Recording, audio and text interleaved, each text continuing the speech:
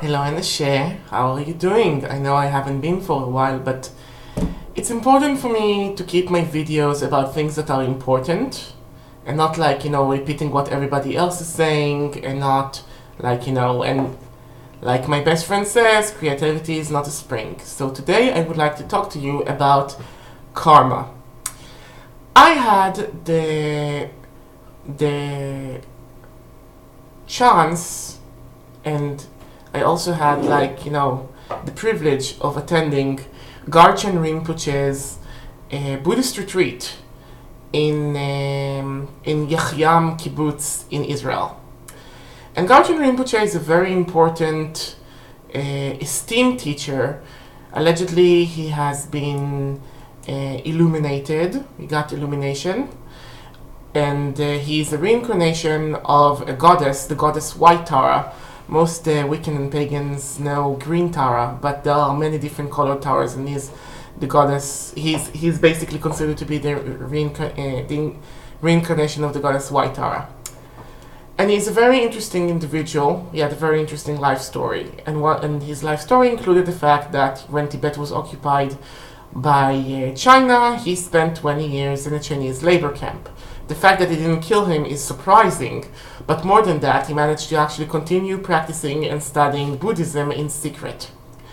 And now that the labor camp has been disbanded, he basically went and restored all of the monasteries of his tradition in Tibet.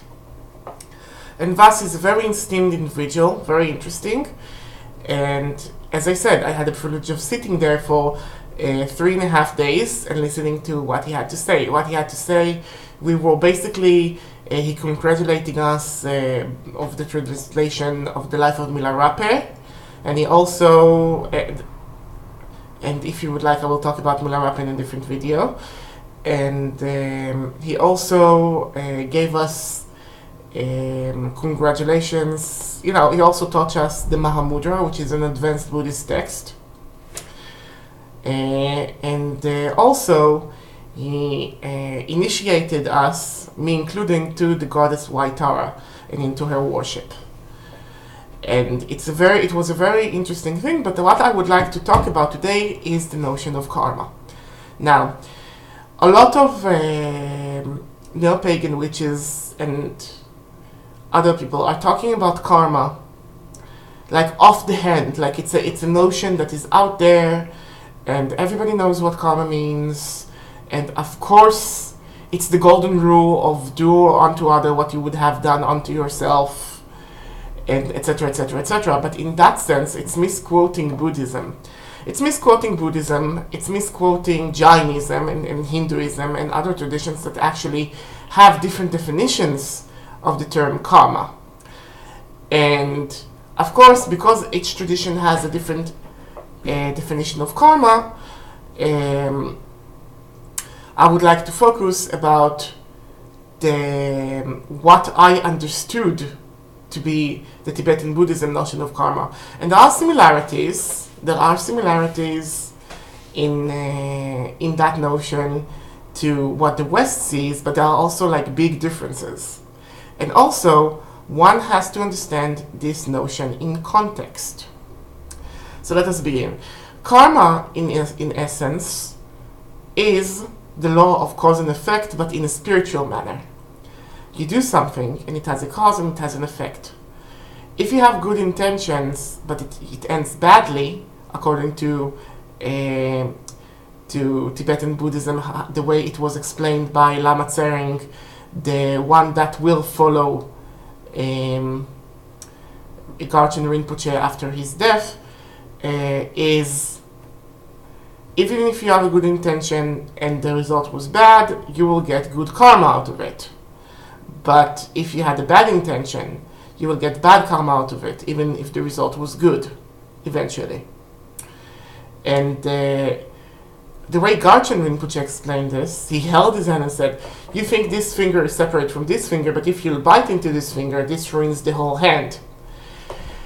And by doing so, he's basically connecting the source of karma into something that exists in Taoism that says if you harm something in an ecosystem, you're harming the entire ecosystem.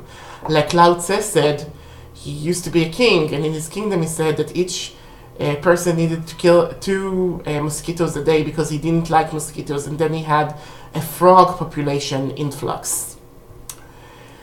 But that's not necessarily the thing, is it? Because as we know, when we are looking upon the world, there are the very rich that basically destroy the earth, and they live in comfort, beatitude, and pleasure, while good people, good, honest, hard-working people, sometimes their life ends in tragedy.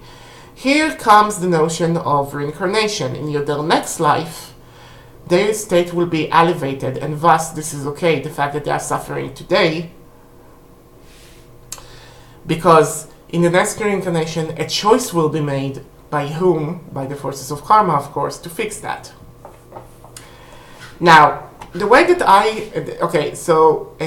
and one of the questions that Lama Tsering also answered went like this. Some woman, I suppose, wrote an anonymous question that went like this.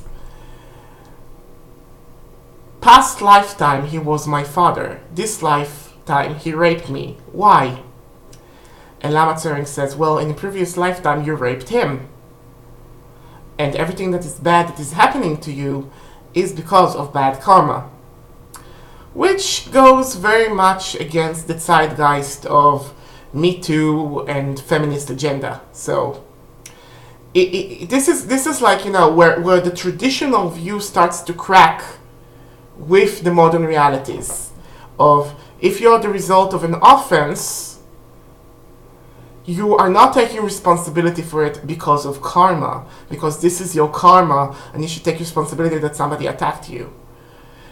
On the other hand, when asked Rinpoche, he says, well, scorpions are asking to be destroyed because they were born as scorpions. So some people are asking to be reprimanded just because of who and what they are, which is also very problematic. Now, this is where you're starting to question the notion of karma, and I'm saying, okay, if you're a free thinker, if you're a scholar, your job is to differentiate between the mentality of the state religion and the controlling mechanism of religion per se, and the mystical and the practical side of it. Now, many of us had stuff stolen from us before. And many of us, at some point, probably in childhood, we are like, we pocketed something in the store and we didn't pay for it. Okay? It happens. It's a stage. It happens. It's a stage. It happens. Every once in a while, we take our hands to larceny and, and that's fine. Nature has its own cycles, but it's too big for us to comprehend it in such simplicity of harming this finger will harm the entire hand. Because, basically, this is not how things work. This is not how things work. But you want people to be ultra good and ultra helpful because it's a controlling mechanism. And it doesn't matter if we're talking about a bad action that is being done, like me stealing something, or if you used witchcraft to harm somebody, because the spiritual forces are governed by the same forces that other things are governed in this world. This is where Neoplatonism says, as above, so below. Meaning, if you're not going to pay for thievery that you did on earth this time, you're not going to be paying for thievery in the spiritual realm in the same way. Where thievery is being used like generally as an example. It's not necessarily that. But if you have the ability to destroy something and break something and you do it, that might cause you suffering because you need that something intact. And that would be the result of you destroying it. It wouldn't be like this external force punishing you. And if you can avoid the result of doing that, then this is how it goes. You can live a life of happiness and contentment by destroying things. Also, it's very important to say that Garchen Rinpoche said that soldiers and lawmakers and police officers are blessed, even though they have to do dark things for the Dharma, they are keeping order. And he said, even if we lived in a community without policing, we couldn't live in it even 1 month. We have to live in we have to have some sort of lawfulness, and that lawfulness is doing the differentiation between bad distraction and good distraction. And distraction is something that by nature is destruction. It's destructive. Nobody is saying destruction is good or bad. So the notion of karma by Rinpoche is more complex than the one of Lama Tsering. He's the one that will follow in his footsteps. But even in one tradition and one school, notions are so widely different about the subject. Now for me, the notion of karma is, if you don't save money for dark days, you will not have the money when you need it. If you don't go to a doctor to treat an illness you have, that illness will exacerbate. If you don't destroy an individual that harms other people, by sometimes taking the law to your own hands, spiritually, by prayer, by magic, then that person will cause destruction that will harm you. And it's not your fault that you got raped. And it's not your fault that something bad happened to you. Taking responsibility to things that others use to victimize you is not the path. So this is the thing. It's like the notion of karma was taken from Buddhism and Hinduism and Jainism to a point and was replicated into neo-paganism in the form of the law of 3. If you do something, it comes back to you 3 times. And that's not precisely the way karma works, according to Buddhism, but it is the way in which the discussion continues into neo-paganism.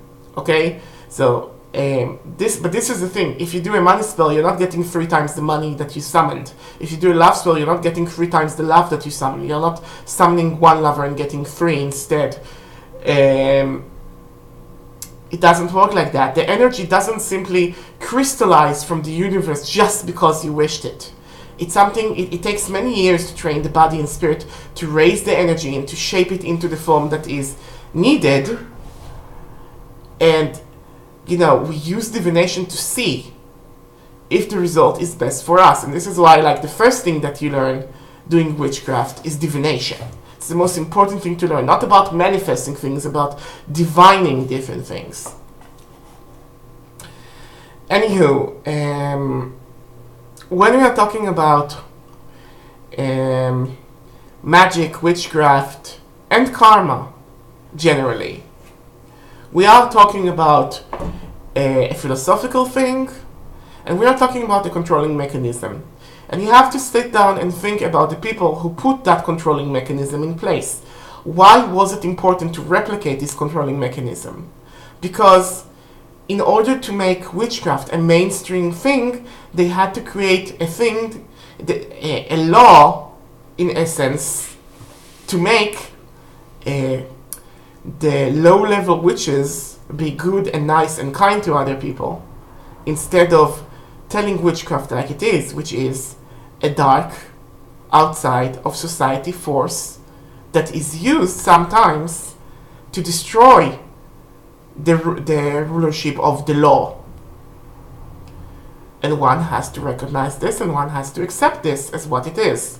So, this is my notion about karma and what I learned from Gachin Rinpoche and Lama Tsering. And I hope you found this video interesting. I hope to have more interesting videos in the future. Goodbye and ashe.